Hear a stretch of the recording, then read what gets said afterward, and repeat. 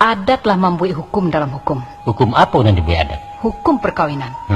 Nyata-nyata Islam menghalalkan kawin sesuku, tapi adat mengharamkan. Adat tidak pernah mengharamkan kawin sesuku. Tapi melarangnya kan, Mak? Iya. Apa beda mengharamkan cuma melarang? Lain. Bah, aku balawin deh, Mama. Kawin sesuku hukumnya halal, tapi orang Minangkabau indak mengarajokan. Itu namanya engkar. Bukan. Indak mengarajokan sesuatu yang dibolehkan bukan melanggar.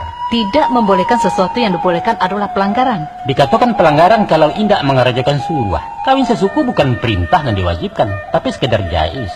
Dikarajokan tak apa-apa, halo ditinggalkan indak berdosa. Nan pasti menolak sesuatu dan halal adalah melawan hukum. Itu logika, Mak. Coba Mama bertanya, Cik. Kalau dokter melarang pasiennya makan garam, berdosa enggak? Tentu saja indak. Badai enggak? Garam itu kan halal. Karena mendatangkan mudarat bagi penderita darah tinggi. Nah, mbak itu juga kawin sesuku, ya.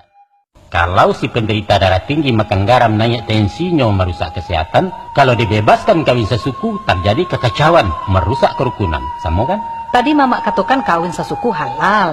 Jangankan sesuku, berunsana induk saja boleh dikawini menurut syarat. Kini orang mengarujukkan nan halal. Untuk apa dihalang-halangi, Mak? Menurut Al-Quran, ada ampe barang yang diharamkan, yaitu babi, bangkai, darah, dan binatang yang didabih tanpa bismillah. Kini kemanakan nambah suruh makan caciang, makan kapuyo atau cacak. Namun enggak? Enggak. Badai enggak? Jajo. Badai jajo? Enggak biasa. Nah itu dia. Memakan dan tidak lazim dimakan nurang walaupun halal adalah pekerjaan tercela. Biarlah tercela bagi manusia, Mak, asalkan tidak bagi Tuhan. Oh, nak makan cacak yo? Ya silahkan. Hah?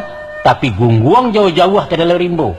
Jangan nampak di mata kami sebab kami bisa muntah memandangnya. Bukan sekadar halal saja nangka dimakan, Pia. Tapi halal yang taibah, halal lagi baik. Kawin sesuku itu tidak baik dilakukan.